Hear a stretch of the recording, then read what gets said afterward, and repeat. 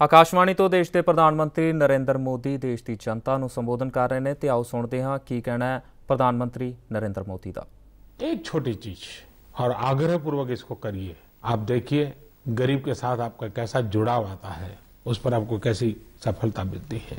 मैं जब कहता हूं 125 करोड़ देशवासी, अब तक क्या हुआ है, हमको लगता है कि सब कुछ सरकार करेगी और हम कहां रह गए। हमने देखा है अगर आगे बढ़ना है तो 125 करोड़ देशवासियों को करना पड़ेगा। हमें खुद को पहचानना पड़ेगा, अपनी शक्ति को जानना पड़ेगा। और मैं सच बताता हूं, हम विश्व में अजोड़ लोग हैं। आप जानते हैं हमारे ही वैज्ञानिकों ने कम से कम खर्च में मार्स पहुंचने का सफल प्रयोग सफलतापूर्वक पार कर दिया। हमारी ताकत में कमी नहीं है, सिर्फ हम अपनी शक्ति को भूल चुके हैं, अपने आप को भूल चुके हैं। हम जैसे निराश्रित बन गए हैं। नहीं मेरे प्यारे भाइयों बहनों, ऐसा नहीं हो सकता। स्वामी विवेकानंद अक्सर एक बात हमेशा बताया करते थे, शायद ये बात उन्होंने कई बार लोगों को सुनाई होगी। विवेकानंद जी कहते थे कि एक बार एक शेरनी अपने 2 छोटे छोटे बच्चों को लेकर के रास्ते से गुजर रही थी। दूर से उसने भेड़ का झुंड देखा तो शिकार करने का मन कर गया, तो शेरनी उस तरफ दौड़ पड़ी और उसका एक बच्चा भी उसके साथ दौड़ने लगा, लेकिन दूसरा बच्चा पिछड़ गया। शेरनी भेड़ का शिकार करते हुए आगे बढ़ गई। एक बच्चा भी चला गया, लेकिन एक बच्चा बिछड़ गया।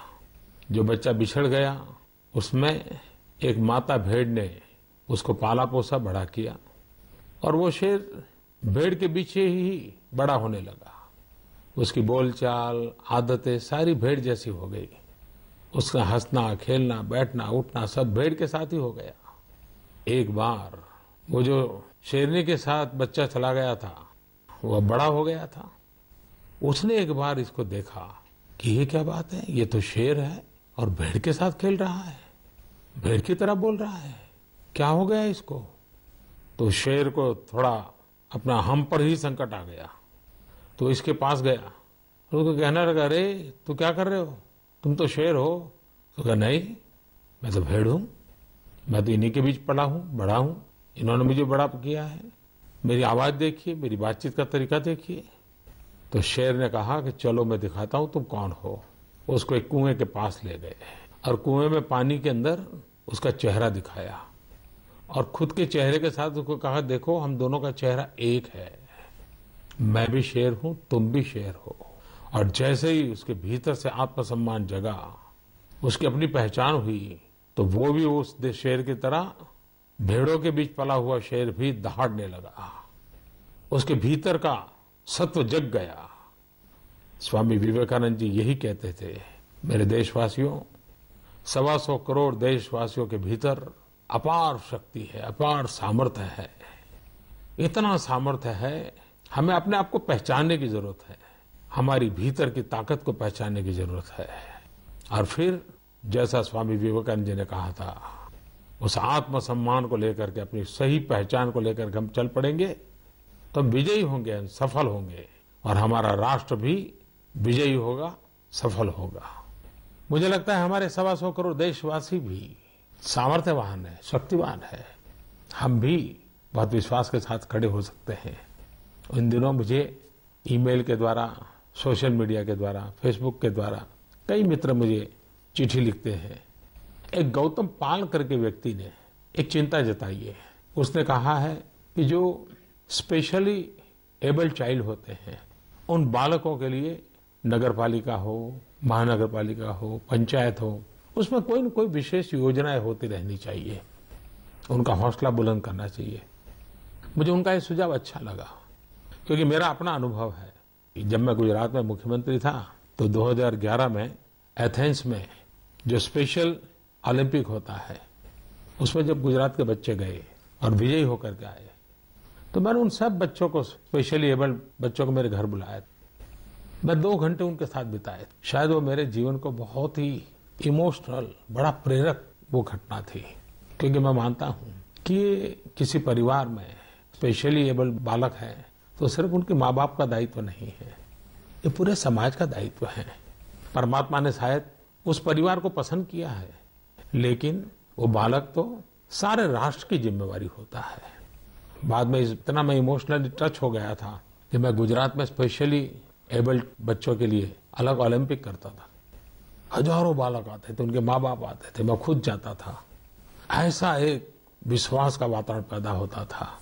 और इसलिए मैं गौतम पाल के सुझाव जो उन्होंने दिया है, इसके लिए मुझे अच्छा लगा और मेरा मन कर गया कि मुझे जो सुझाव आया है वो मैं आपके साथ शेयर करूं।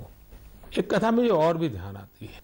एक बार एक राहगीर रास्ते के किनारे पर बैठा था और आते जाते सबको पूछ रहा था, मुझे वहां पहुंचना है कि रास्ता कहाँ है। पहले को पूछा, दूसरे को पूछा, चौथे को पूछा, सबको पूछता ही रहता था। और उसके बगल में एक सज्जन बैठे थे, वो सारा देख रहे थे।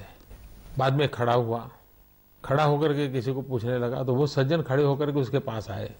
उसने कहा, देखो भाई, तुमको जहां जाना है ना, उसका रास्ता इस तरफ से जाता है।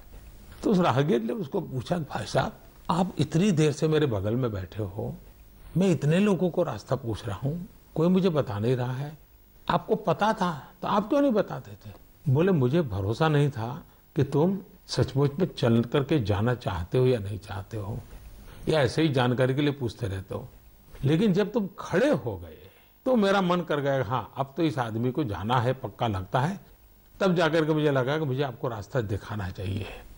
मेरे देशवासियों, जब तक हम चलने का संकल्प नहीं करते, हम खुद खड़े नहीं होते, तब रास्ते दिखाने वाले भी नहीं मिलेंगे, हमें उंगली पकड़ कर चलाने वाले नहीं मिलेंगे। चलने की शुरुआत हमें करनी पड़ेगी। और मुझे विश्वास है कि 125 करोड़ देशवासी जरूर चलने के लिए सामर्थ्यवान हैं, चलते रहेंगे। कुछ दिनों से मेरे पास जो अनेक सुझाव आते हैं, बड़े इंटरेस्टिंग सुझाव लोग भेजते हैं। मैं जानता हूं कब कैसे कर पाएंगे, लेकिन मैं इन सुझावों के लिए, क्योंकि ये भी एक सक्रियता जो है ना, ये देश हम सबका है, कोई सरकार का देश थोड़ा है, नागरिकों का देश है। नागरिकों का जुड़ना बहुत जरूरी होता है। मुझे कुछ लोगों ने कहा है कि भी जो लघु उद्योग शुरू करते हैं तो उसकी पंजीकरण जो प्रक्रिया है वो आसान होनी चाहिए। मैं जरूर सरकार में उसके लिए सूचना करूंगा। कुछ लोगों ने मुझे लिख करके भेजा है कि बच्चों को 5वीं कक्षा से ही स्किल डेवलपमेंट सिखाना चाहिए, ताकि वो पढ़ते पढ़ते ही कोई न कोई अपना हुनर सीख ले, कारीगरी सीख ले। बहुत ही अच्छा सुझाव उन्होंने दिखा है। उन्होंने ये भी कहा है कि युवकों को भी कंपलसरी स्किल डेवलपमेंट होना चाहिए उनकी पढ़ाई के अंदर। किसी ने मुझे लिखा है कि हर 100 मीटर पर एक डस्टबिन होना चाहिए, सफाई की व्यवस्था करनी है। तो कुछ लोगों ने मुझे लिख करके भेजा है कि पॉलीथीन की बैग पर प्रतिबंध लगना चाहिए। ढेर सारे सुझाव मुझे लोग भेज रहे हैं। मैं आगे से भी आपको कहता हूं, अगर आप मुझे कहीं पर भी कोई सत्य घटना भेजेंगे जो सकारात्मक हो, जो मुझे भी प्रेरणा दे, देशवासियों को प्रेरणा दे। खबरां दी दुनिया विच आओ, साडे नाल कदे भी किते भी जुड़ो। आपां मिलांगे फेसबुक ते, असीं दिखांगे यूट्यूब ते, सानू फॉलो करो ट्विटर ते। खबरां नाल जुड़े रहो दिन रात।